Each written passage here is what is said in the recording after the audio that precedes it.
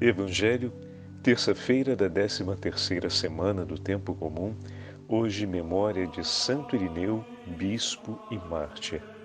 O Senhor esteja convosco, Ele está no meio de nós. Proclamação do Evangelho de Jesus Cristo segundo São Mateus. Glória a vós, Senhor. Naquele tempo, Jesus entrou na barca e seus discípulos o acompanharam. E eis que houve uma grande tempestade no mar, de modo que a barca estava sendo coberta pelas ondas. Jesus, porém, dormia. Os discípulos aproximaram-se e o acordaram, dizendo: Senhor, salva-nos, pois estamos perecendo. Jesus respondeu: Por que tendes tanto medo, homens fracos na fé? Então, levantando-se, ameaçou o vento e o mar e fez-se uma grande calmaria. Os homens ficaram admirados e diziam: Quem é este homem, que até os ventos e o mar lhe obedecem? Palavra da salvação. Glória a vós, Senhor. Terça-feira da 13ª semana do Tempo Comum, hoje memória de Santo Irineu, bispo e mártir. Em nome do Pai, do Filho e do Espírito Santo. Amém. Queridos irmãos e irmãs, a Santa Liturgia hoje nos entrega o 8º capítulo do Evangelho de São Mateus. E temos a oportunidade de escutarmos juntos a leitura da tempestade acalmada. Exatamente no mesmo dia em que a Igreja celebra a memória de Santo Irineu, que viveu um período onde a Igreja de Cristo também era assolada por ventos e por uma tempestade impetuosa das heresias, dos pensamentos e das interpretações relativas à fé dos apóstolos, que tentava de alguma forma reduzir ou restringir o ensinamento dos apóstolos em alguns temas. E Santo Irineu foi o escritor eclesiástico do segundo século mais importante, não apenas pelas suas obras, mas também por ter sido de grande relevância a sua colaboração ao lado do Papa Vítor na defesa da fé apostólica. Irineu foi discípulo de São Policarpo, que por sua vez foi discípulo de São João Evangelista e conheceu muitos daqueles que tiveram a oportunidade de seguir o Senhor em seus caminhos de ida e vinda a Jerusalém, pelos 3 anos de sua vida pública. E dessa forma, com muito amor, ouvia e guardava no coração os ensinamentos de Policarpo e dos demais, de São Policarpo e dos demais testemunhas das palavras de Jesus. Leio para vocês esse pequeno trecho que fala a respeito da vida de Santo Irineu. Foi feito bispo de Lyon. Nasceu provavelmente na região de Esmirna, na Ásia Menor, por volta do ano 130. Viveu em uma época fortemente dilacerada por heresias que colocavam em risco a unidade da fé da Igreja. Foi discípulo de São Policarpo. E aqui, meus irmãos, volta aquilo que uma vez falamos, né? Como o Senhor faz passar pela nossa vida as pessoas que vão nos inspirar o caminho de santidade. Policarpo, como vamos ver nessa narrativa breve, essa breve biografia da vida de Santo Irineu, foi de grande importância. Foi ele que lhe anunciou a fé, quando ainda era menino. Então olha que bonito. Ele começou a ouvir a respeito do Evangelho quando ainda era criança. E lhe fascinava sentar-se para escutar a catequese de São Policarpo. O ensinamento que São Policarpo fazia e como ele fazia esse ensinamento, repetindo as palavras de Jesus. Mas não apenas as palavras de Jesus, como alguém que tem conhecimento teórico daquilo que Cristo disse, mas os gestos, as atitudes eram a escrita viva do Evangelho que ele estava recolhendo no seu coração. Como criança, ele se lembra das palavras, mas sobretudo se lembra dos gestos, da forma como São Policarpo vivia a fé cristã, como ele era cristão, como ele cuidava dos irmãos, como ele demonstrava o amor cristão, como ele demonstrava estar unido ao Senhor. Ele via claramente que as palavras de Cristo estavam vivas na vida de São Policarpo. E isso o impressionou de tal forma que desde tão tenra idade não desejou outra coisa senão ser como Cristo Jesus e ajudar os homens a trilhar o mesmo caminho. É lindo isso, né? Fantástico. São Policarpo havia conhecido pessoalmente o apóstolo São João, sendo um de seus discípulos, e outras testemunhas oculares de Jesus. Santo Irineu foi, sem dúvida, o escritor eclesiástico mais importante do segundo século.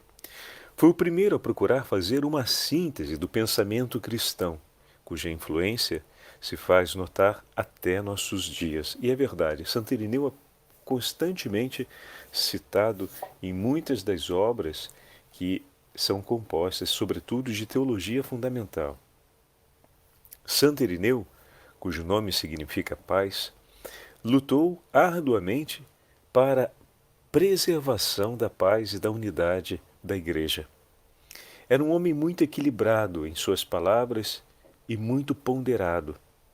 Escreveu ao Papa Vítor, por diversas vezes aconselhando, muito respeitosamente, a evitar toda e qualquer precipitação no que dissesse respeito às comunidades cristãs da Ásia, onde Irineu estava e onde ele acompanhava de maneira particular os episódios e o desenvolvimento de muitas das heresias daquele momento.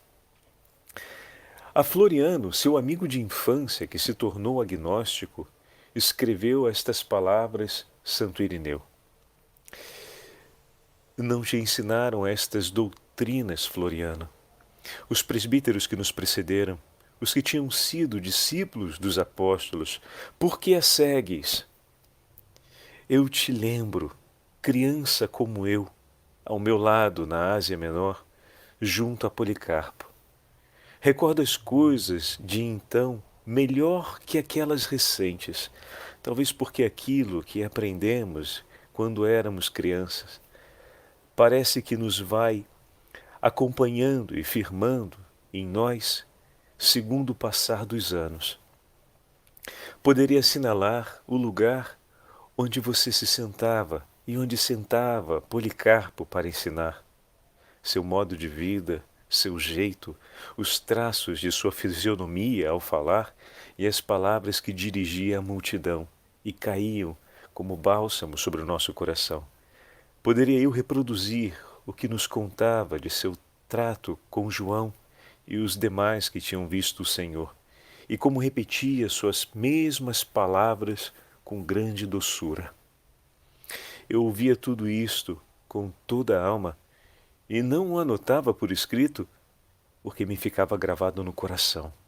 E continuo pensando e repensando, pela graça de Deus, todos os dias de minha vida, a tudo aquilo que recebi. Olha que bonito, meus irmãos. Vejam um testemunho de Santo Irineu. Pensar e repensar todos os dias aquilo que recebeu. Ou seja, ter cotidianamente a alegria no coração da memória da palavra de Deus. Pensar e repensar significa amar diariamente. A pessoa amada, ela não sai do nosso coração, não sai da nossa mente. Assim, de tal forma, é amado Jesus pelos santos e santas, pelos mártires do Senhor, como Santo Irineu, por exemplo. Como poderia ele agir por maldade contra os homens, se pensava o tempo inteiro no amor com a qual o Senhor falou e anunciou o Evangelho, e ele recebeu pelo testemunho de outros? Vejam que maravilha, meus irmãos, a gente nem sempre dá relevância a isso. Policarpo não conheceu o Senhor, mas conheceu o amor das palavras do Senhor e do anúncio evangélico do Senhor, mediado pelo testemunho de amor e de zelo de São Policarpo e das primeiras testemunhas, das pessoas que conviveram com Jesus. O que significa dizer que ele recebeu mais do que receberam aqueles que o precederam. Entende? Porque não é apenas o testemunho do Senhor que chega até ele, mas é o testemunho de Policarpo e de toda a primeira comunidade daqueles que anunciaram a fé apostólica. A gente às vezes costuma dizer, poxa, se eu tivesse visto Jesus, nossa, teria sido tudo muito diferente na minha vida, eu teria conseguido compreender com muito mais rapidez, eficácia, persuasão e profundidade. Não é verdade. Não necessariamente. Mas uma coisa é certa, o meu e o seu conhecimento, em relação ao conhecimento daqueles que vieram antes de nós, ele é ainda maior e nos traz uma experiência de maior possibilidade de mergulhar na profundidade do amor do Senhor por conta das inúmeras mediações daqueles que, vivendo a fé, nos testemunharam o efeito concreto da graça de Deus transformando a vida deles. Aí você pode dizer, Padre Fábio, mas também é verdade que nesse espaço de tempo a gente conheceu muito contra-testemunho. Também, assim como a tradição nos traz esse conjunto de testemunhos que se somam ao testemunho do Senhor e nos dão uma visão, uma contemplação, uma participação muito maior da alegria do Evangelho, também foram vários os testemunhos que desorientaram, que trouxeram confusão, testemunhos que foram contraditórios. É bem verdade, tá certo. Não foi diferente também para a experiência de Santo Irineu. Olha o que aconteceu com Floriano, que estava com ele sentado, também foi discípulo de Policarpo, de São Policarpo. E em algum momento, por alguma razão, se dispersou. E com que carinho Santo Irineu escreve para Floriano, dizendo, eu me recordo do lugar onde você sentava, e onde sentava Policarpo na hora de dar a catequese. Olha, a memória é tão viva e tão delicada. Olha como Irineu se dirige ao seu amigo para trazê-lo outra vez ao vigor da fé. O que Santo Irineu olha? Aquela verdade que nos ensinou São Paulo. Onde há o pecado, superabunda a graça. Santo Irineu ajuda ele a olhar para onde brilha a luz de Cristo e não para a penumbra que está às margens das trevas. Olhe para a luz e todo o seu corpo será iluminado. Os seus olhos se encherão dessa luz e você verá claramente.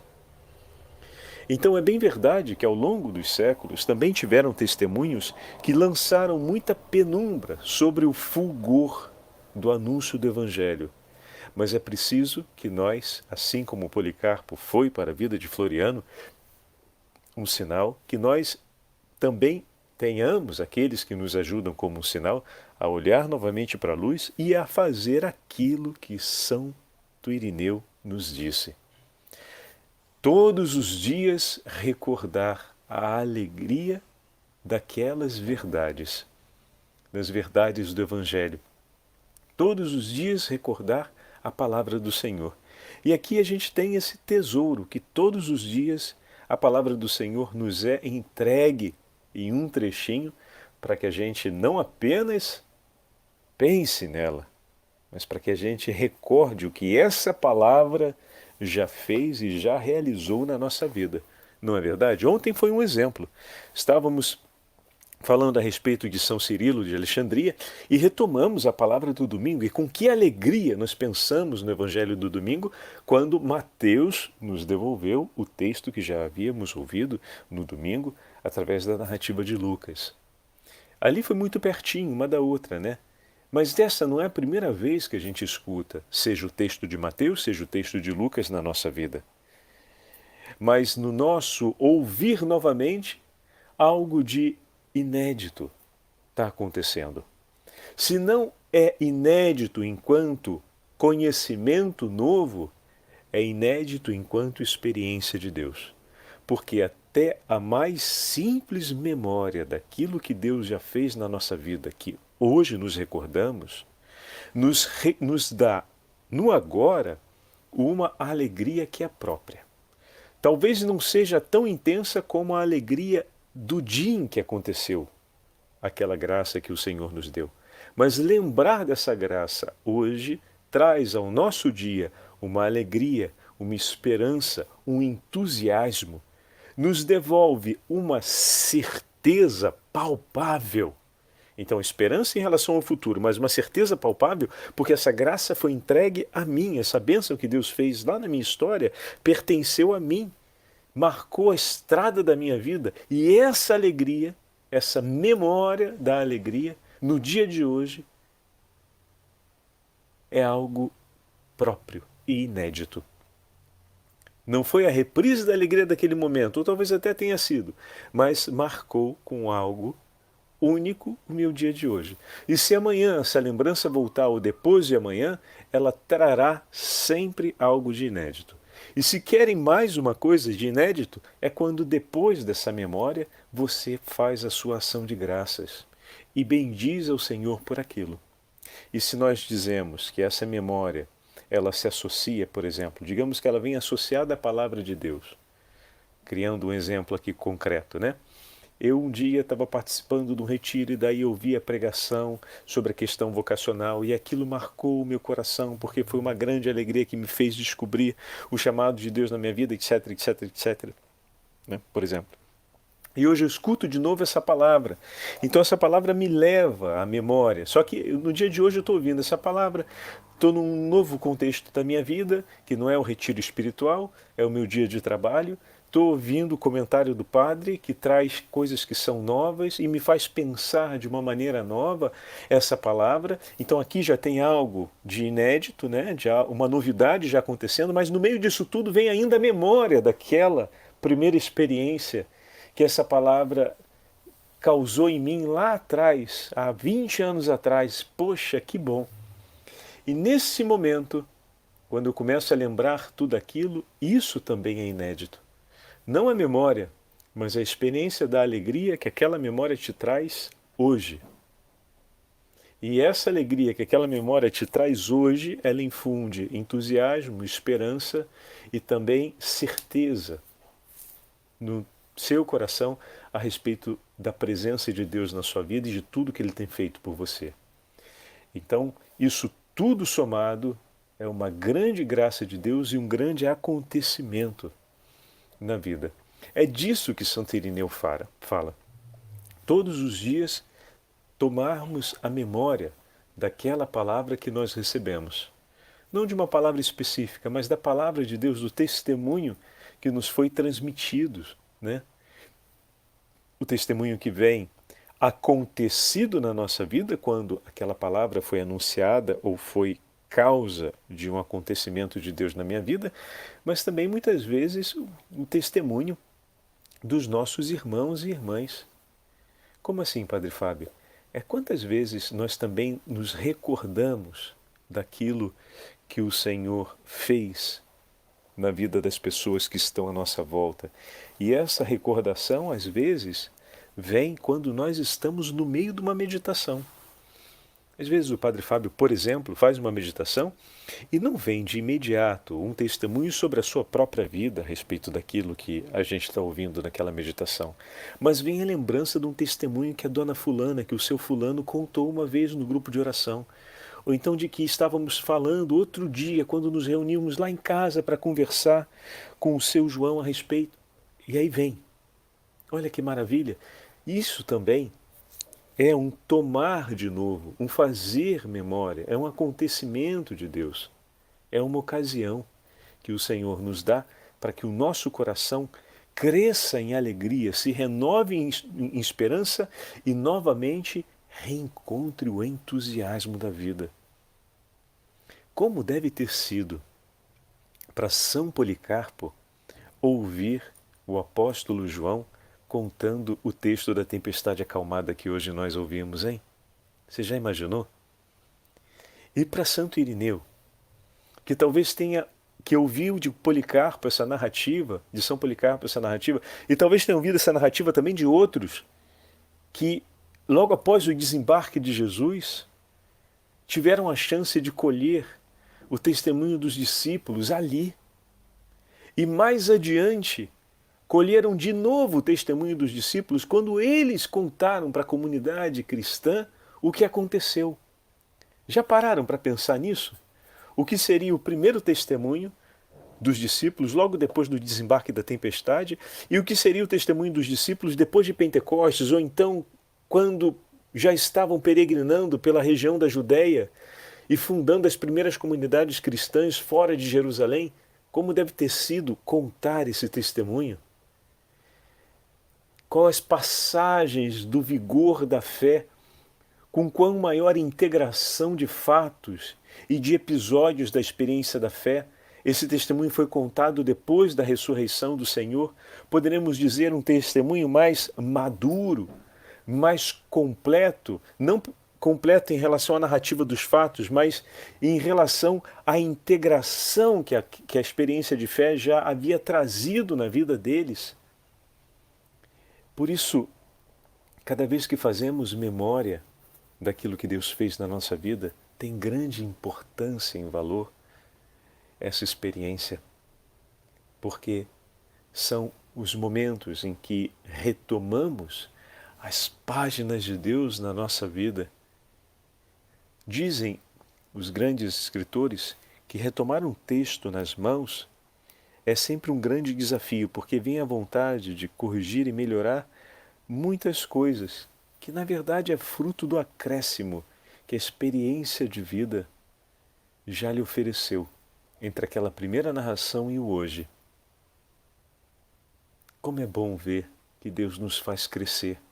Muitas vezes a memória de um evento na nossa vida, fazer memória daquilo que Deus já fez lá atrás, pode ser a grande ocasião que o Senhor está nos entregando para poder perceber o quanto crescemos na fé, o quanto crescemos como pessoa, ou talvez o quanto nos afastamos da nossa fé, como foi o caso de Floriano, mas ao mesmo tempo de perceber, ou seja, contemporaneamente, que o Senhor colocou alguém ou alguns do nosso lado para que a gente volte àquele primeiro amor. Assim como Santo Irineu, no seu escrito, não apenas fazia Floriano se recordar, mas estava ali por ele, recordando com ele. Em outras palavras, dizendo: meu irmão, volta, e eu estou aqui contigo para poder te ajudar a voltar. Estou aqui contigo para te fazer outra vez companhia, para mais uma vez contemplarmos juntos a alegria do Senhor. Que maravilha, né? Como é bom olharmos a experiência dos santos e ver que, poxa vida, a minha vida também se passa em tantas situações bem parecidas com a deles. Poxa, eles não tão distantes da gente e a gente tão pouco distante deles.